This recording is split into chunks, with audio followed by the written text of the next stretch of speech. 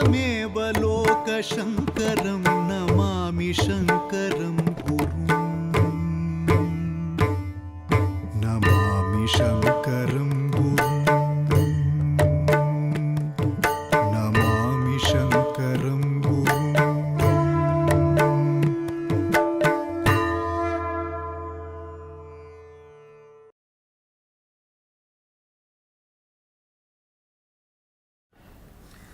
माला सुधाकुम्भ विबोधमुद्रा विद्याविराजत् करवारिजाताम् अपार कारुण्य सुधाम्बुराशिं श्री शारदाम्बां प्रणतोऽस्मि नित्यं सदाशिवसमारम्भां शङ्कराचार्यमध्यमाम् अस्मदाचार्यपर्यन्तां वन्दे गुरुपरम्पराम्. With namaskaras to the Padapadmas of the Ubhay Jagadgurus. In the last episode, we discussed the definitions of a kshetra and a tirtha, the qualities of a kshetra and of a tirtha, and how those qualities can be seen in this Sringeri kshetra. Along with that, we also discussed the factors that contributed to the purity, to the sanctity of this Sringeri kshetra, among which are the presence of the Tunga Nadi here, in the same way the presence of Sharada Devi, the tapas performed by Vibhandaka Maharshi and Rishishunga Maharshi. These are all factors that contribute to the sanctity of this Sringeri kshetra. Along with this is one more Vishesha, one more peculiar facet of this kshetra that cannot be seen anywhere else in the world, and that is the fact that Sringeri is home to an unbroken Guru Parampara. What do we mean by a Guru Parampara? There are two parts to this word, Guru and Parampara. Usually we take this to mean a sequence of Gurus. A Parampara is an unbroken sequence and a Guru is a teacher. But who is a Guru? A Guru is the person that teaches you Atma Vidya. So although the word Guru is used to mean a teacher in general, in Shastra the word Guru means the person that teaches you about your own self, the person that gives you Atma Jnana. And this Guru must be sought out if one wishes to get Atma Jnana.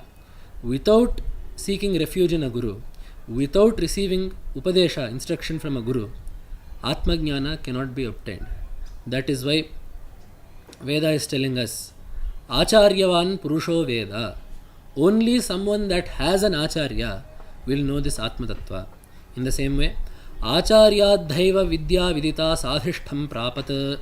This is also another sentence that Upanishad is telling us, saying that only the knowledge that is obtained from a teacher will become fruitful. Sadhishtham. It will become sadhutamam, sadhutamatvam prapat. It will obtain that. So, it is imperative that we seek refuge in a Guru. How should we do that? There is one more mantra in the Mundaka Upanishad. Parikshya lokan karmachitan brahmano nirveda mayat nastyakritah kritena. Someone that seeks to know Brahman should first realize the reality of this world. Karmachitan lokan parikshya. We should see that this prapancha, this material world, is karmachita. It is born out of karma.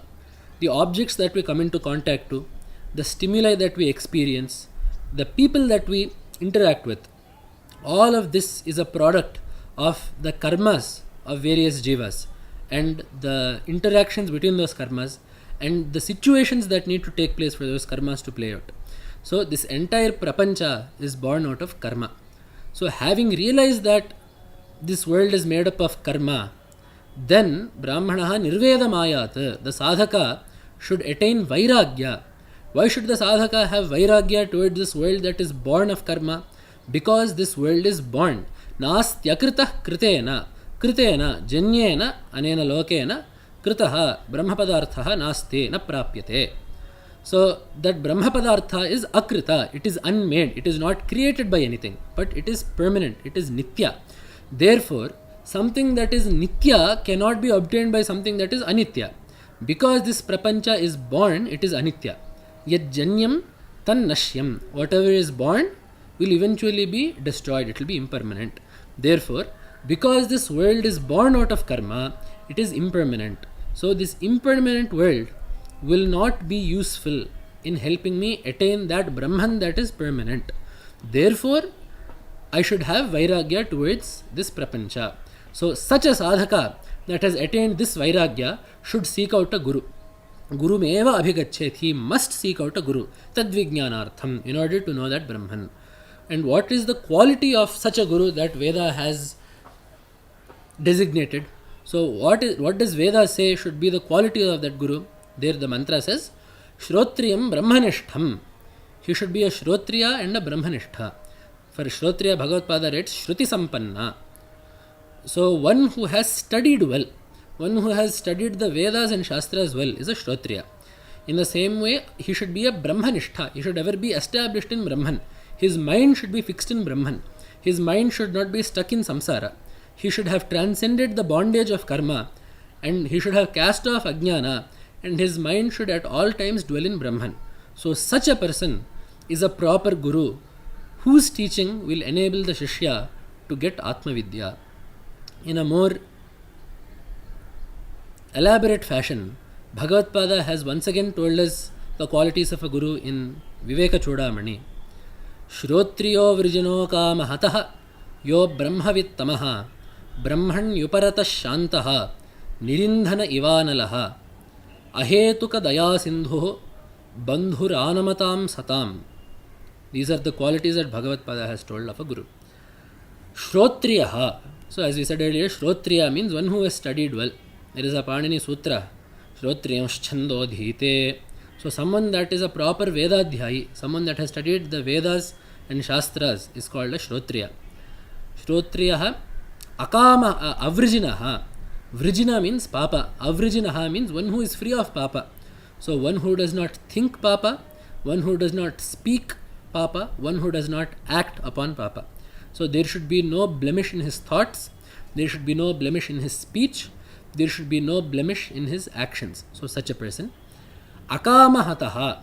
He should not be beholden to desires. He should have conquered all of his desires. Brahmavittamaha. He should be knowing Brahman. There is a purpose to this sequence. So one can only become avrijina, one can only become free of papa if one does not have kama. Because kama is the cause of all papa. That is why Arjuna also asks, Atha kena prayuktoyam papancharati purushaha. Why does anyone do papa? Arjuna asks Bhagavan. To which Bhagavan replies, Kama esha krodha esha rajoguna samadbhavaha. That is what that is what Bhagavan says. It is kama and the unobtainment of kama which leads to krodha that causes a person to commit papa. So if one needs to transcend papa, one must first let go of kama. When will one let go of kama? When one knows Brahman. Because the knowledge of Brahman is such, the ananda that is born out of the Brahma anubhava, the experience of Brahman is such that all laukika anandas pale in front of it. As is said in Manisha Panchaka, Yat saukhyam buddhi lesha leshata ime shakradayo nirvrataha. Indra, Brihaspati, all of these devatas are experiencing the sukhas of Swarga. And as we know that Indra-ananda is 100 times is Devananda, 100 times of Indra-ananda is that Brihaspati-ananda. In this way, these Indra-ananda and Brihaspati-ananda are all extremes of ananda. They are all much, much greater anandas than any of us can even fathom. But even they are a fraction of a fraction of a fraction of the sukha, of the bliss that is experienced through the obtainment of Brahman, through the obtainment of one's own ananda. So, one that has obtained that Brahmananda, one that knows that Brahman, will be bereft of all desires. So, avrijinaha, akamahataha, brahmavittamaha, brahman yuparataha. His mind should be ever fixed in Brahman. His mind should always be dissolved in Brahman. And that will make him shantaha. That will make him calm. Nirindhana ivanalaha. Just as fire without additional fuel will burn calmly, in the same way, a person whose mind is turned inward towards Brahman and not outwards towards Vishayas and objects of enjoyment will be Shanta. Just as if we see the fire will be burning. If you put in 1 spoon of ghee, the fire will flare up. It will become agitated and flare up. So, in the same way, for us, anything that we see, anything that we hear, anything that we touch, anything that we taste causes an agitation in our senses. Our senses act outwards. However, someone who is established in Brahman, although they will see the same thing and hear the same thing, because their mind is turned inwards, they will not be agitated by it. Their mind will not be moved by anything that they see, touch, hear, smell, taste.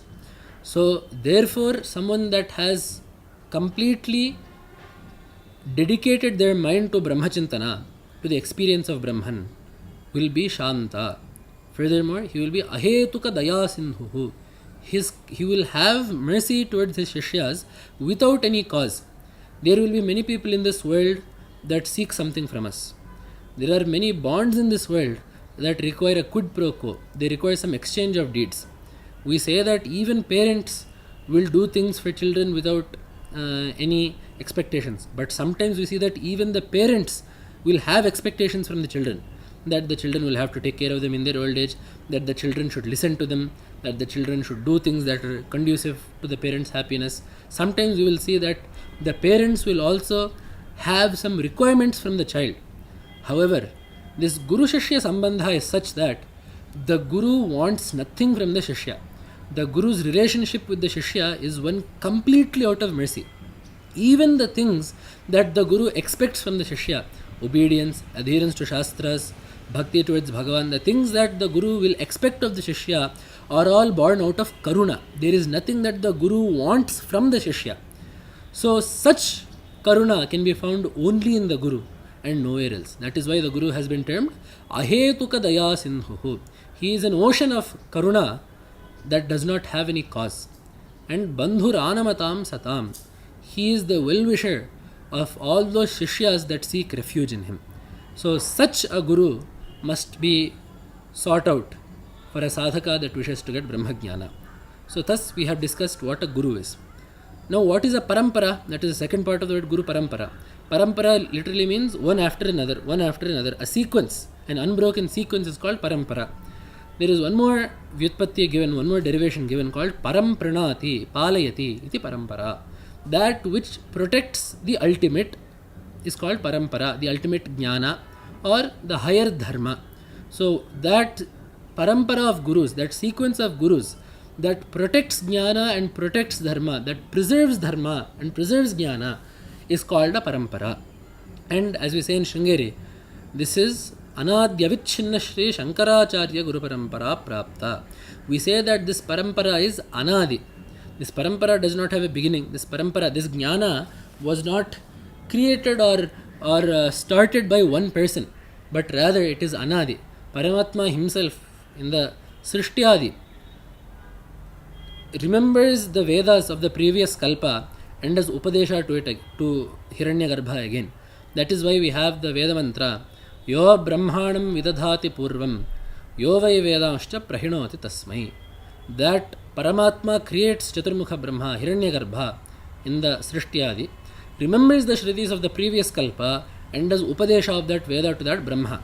And then from there the Parampara goes forth.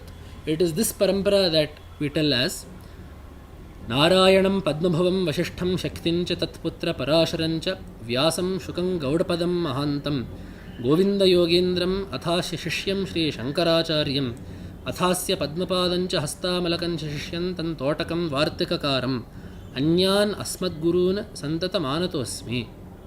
So from Narayana then Brahma, from Brahma to his son Vashishtha, from Vashishtha to his son Shakti, from Shakti to his son Parashara, Parashara to his son Vyasa Maharshi, Vyasa Maharshi to his son Shuka Maharshi. Until this point, it is a father-son parampara. It is not just a teacher-taught parampara, but it is also a father-son parampara. That is why this is also called a Vamsha. This Vidya is called a Vamsha. Vamsho Dvividhaha, Vidyaya Janmanacha. So Vamsha is used to refer not only to the sequence of children and grandchildren and great-grandchildren, but it is also used to refer to a sequence of a passage of knowledge. That is why we have this Prayoga in Vyakarana, Trimuni Vyakaranam. That is the Udaharana given for the Vyakarana Sutra there. Trimuni Vyakaranam. Vyakarana is Trimuni. This does not mean that Vyakarana is passed down from three fathers to sons. It means that three Munis are the Vidya Parampara or the Vidya Vamsha for Vyakarana. So as we know that Vakyakaram Vararjim, Bhashyakaram Patanjalim, Paninim Sutrakarancha. So Panina Maharshi wrote the sutras. Then we have Vararji Maharshi and the Bhashyakara Patanjali Maharshi. So these three Maharshis are part of the Vidya Parampara for Vyakarana Shastra, for the Vyakarana Shastra. So it is called Trimuni Vyakaranam because there is a Vidya Vamsha there. In the same way, this is also a Vidya Vamsha, but it so happens that until Shuka Maharshi, it is also father-son Vamsha.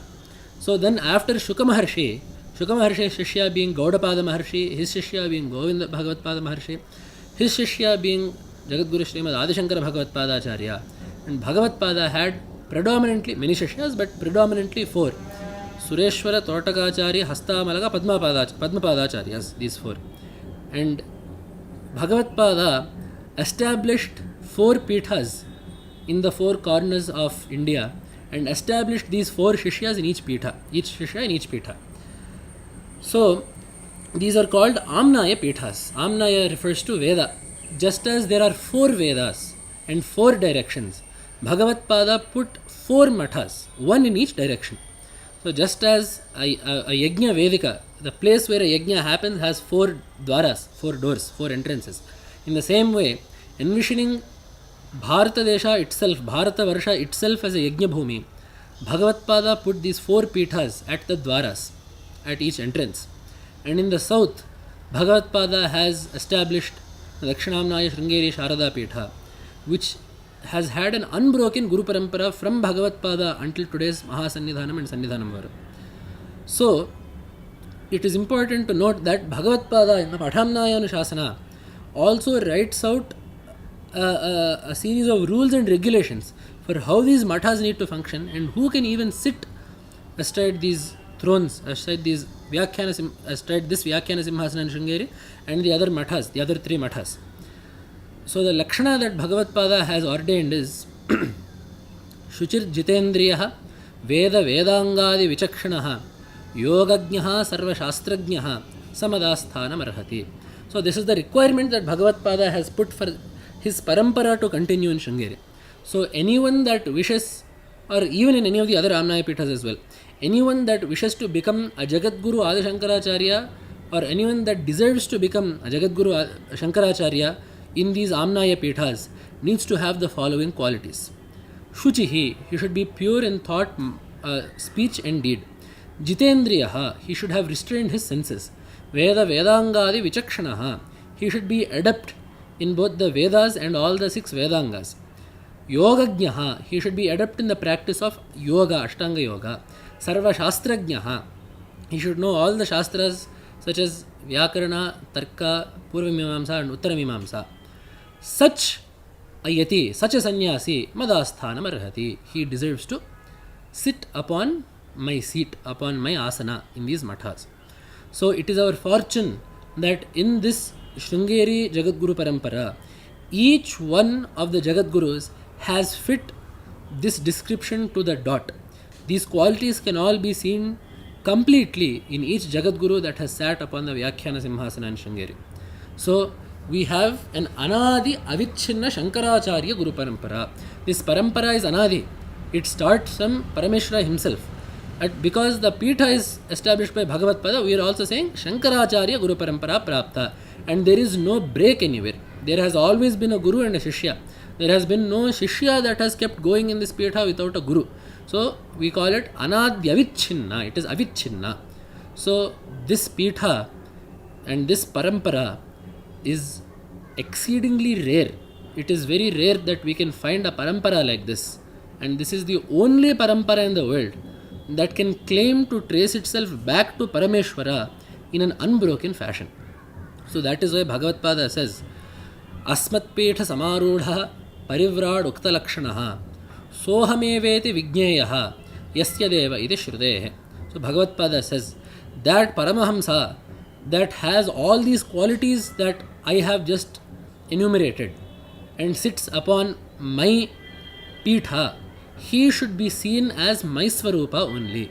So anyone that sits upon the Amnaya Pithas as the Jagadguru is none other than a form of Bhagavatpada. If they are Shuchi, if they are Jitendriya, if they are Shanta, if they are Vedanga, the Vichakshana, if they are Yogajna, if they are Sarva Shastrajna, then those Jagadgurus that are sitting astride these Amnaya Pithas are none other than Bhagavatpada Swarupa themselves. So we should Sohameveti Vigneyaha, Bhagavatpada says. So it is our fortune that to this day we are able to have the darshana of Jagadguru Srimad Adi Shankara Bhagavatpada Acharya in the form of Mahasanidhanam Varu and Sanidhanam Varu to this day. So it is because this Guru Parampara resides in Sringeri, such a Guru Parampara, such an unbroken Guru Parampara that predates the dawn of time. This Guru Parampara that embodies the tattva of what it means to be a Guru as entailed in the Upanishad itself. This Guru Parampara that is comprised of Jivan Muktas and Jnanis. This Guru Parampara that although being free of all vidhis and nishedhas, still does all their anushtanas to a very great degree and performs pujas at the proper times, seeking the welfare of this world. That parampara that has always proven to be a treasure trove of knowledge for all seekers that come here. That parampara resides in Sringeri, and therefore Sringeri, already pure due to Tunga and Rishishanga Maharshi and Sharada Devi, is ever so pure, even more pure, due to the fact that such a Guru Parampara resides here. So, today we have talked about the greatness of the Guru Parampara, what a Guru Parampara is, who a Guru is, and how that Guru Parampara is found in Sringeri. In the coming episodes, we will also discuss the other aspects that contribute to the sanctity of this Sringeri Kshetra, such as the Tunga Nadi, the story of Rishishanga Maharshi, and the tattva, the nature of the Devata here, Sharada Parameshwari. Namah Shankaraya. Namami Shankaram